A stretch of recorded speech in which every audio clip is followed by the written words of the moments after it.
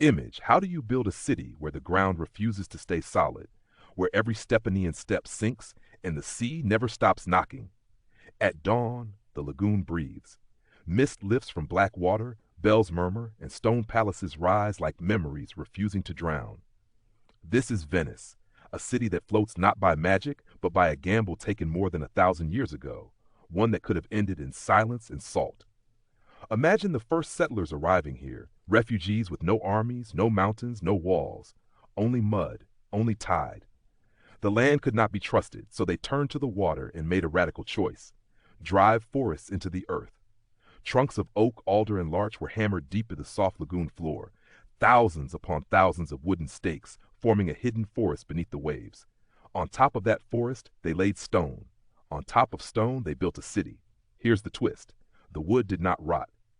Starved of oxygen underwater, it hardened over centuries, mineral by mineral, becoming something closer to stone than timber.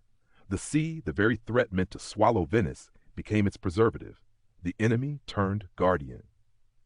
Midway through our story, the question shifts. Not how did Venice stand, but how long can it last? Walk its narrow calle and you feel the tension.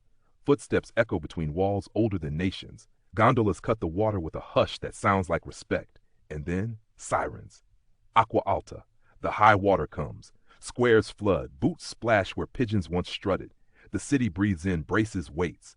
For centuries, Venice balanced power and beauty on those unseen piles. Merchants ruled seas. Artists bent light. Empires rose and fell elsewhere while this city learned the art of patience. Every tide tested it. Every generation repaired it.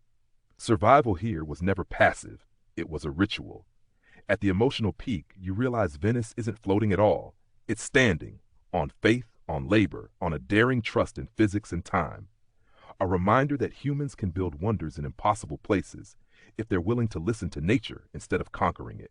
And as night settles and lanterns tremble on the canals, Venice whispers a final truth.